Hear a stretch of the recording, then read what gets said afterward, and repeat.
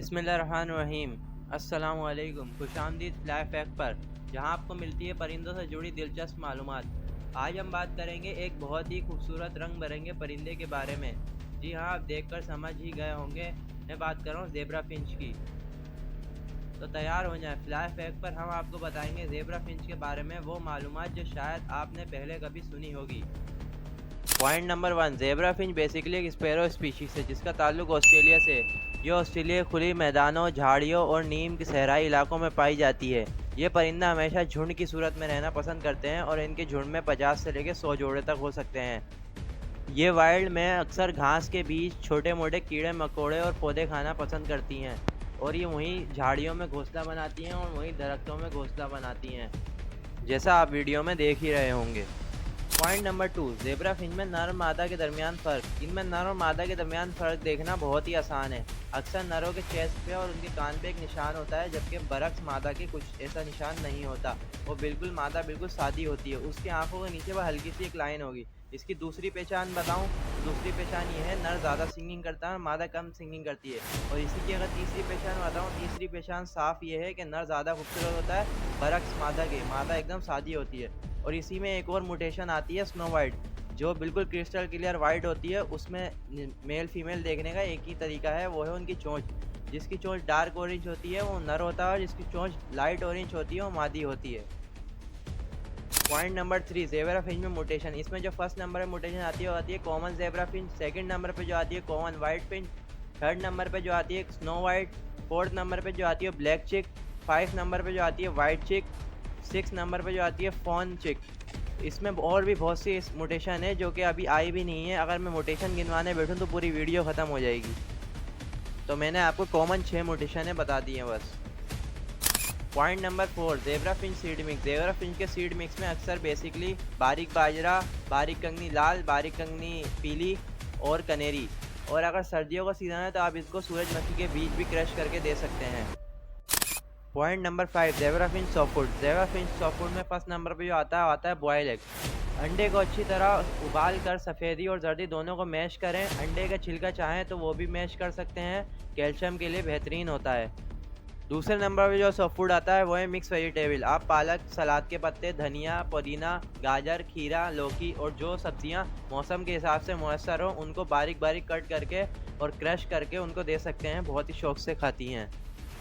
तीसरे नंबर पे जो सॉफ्ट फूड आता है वो है बॉयल राइस। आप इनको चावलों को बॉयल करके इनको खुश करके दे सकते हैं, बहुत ही शौक से खाती हैं ये भी।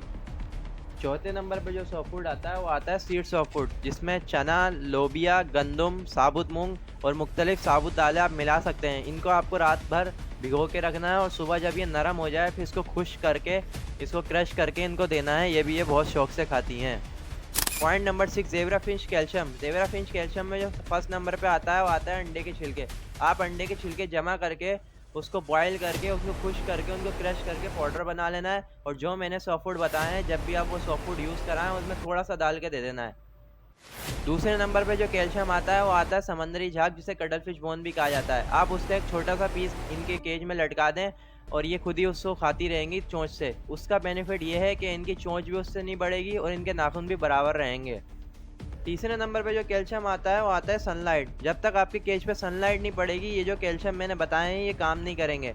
तो कोशिश करें कि अपने दिन में बर्ड्स को 1 घंटे की सनलाइट लाजमी लगवाएं, वरना मार्केट से आपको मुख्तलिफ कैल्शियम सप्लीमेंट मिल जाएंगे जो D3 के होते हैं।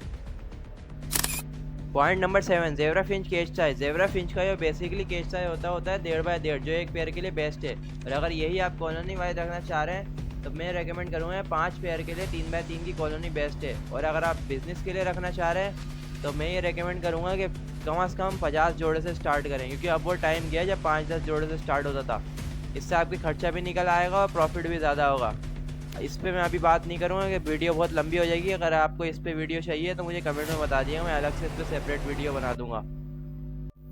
अगर केज 1.5 बाय 1.5 का है तो उसमें कम से कम 2 स्टिकें होनी चाहिए, क्योंकि ज़ेब्रा फिंच को एक जगह दूसरी जगह बैठना बहुत पसंद है। अगर कॉलोनी लगी हुई है तो उसमें भी ज़्यादा स्टिकें होना ज़रूरी है।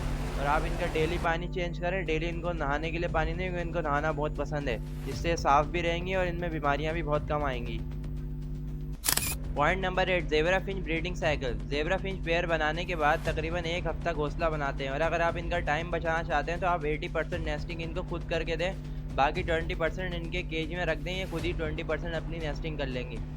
नेस्टिंग के तकरीबन 1 हफ्ते बाद में फीमेल अंडे लेइंग करना शुरू करती है और ये 4 से 6 अंडे देती हैं, जबकि 12 से 14 दिन के अंदर बच्चे निकल आते हैं और तकरीबन 25 से 30 दिन के अंदर घोंसले से बाहर आ जाते हैं, जबकि 1.5 से 2 महीनों में बच्चे खाने के काबिल हो जाते हैं। ये आपकी डाइट पे मौसर है कि आप इनको कैसी डाइट देते हैं। जितनी अच्छी आप इनको डाइट देंगे उतनी जल्दी इनके बच्चे सेल्फ होंगे। Point number 9, zebra Finch disease and precaution. Zebra Finch में आमतौर पर जो बीमारियां देखी जाती हैं तो सांस की तंगी, परों का झड़ना, सुस्ती और पाँव की खारिश देखने को मिलती है, जिनसे बचने के लिए साफ़ सुथरा माहौल रखना बहुत ज़रूरी है। आप इनके केज की हफ्ते में 2 दिन सफाई करें, 2 दिन मुमकिन ना हो तो हफ्ते में 1 दिन तो लाजिम में सफाई करें। इनके केज का पानी रोज़ चेंज करें और इनको अच्छी डाइट दें, जिससे बीमारी से दूर रहेंगी।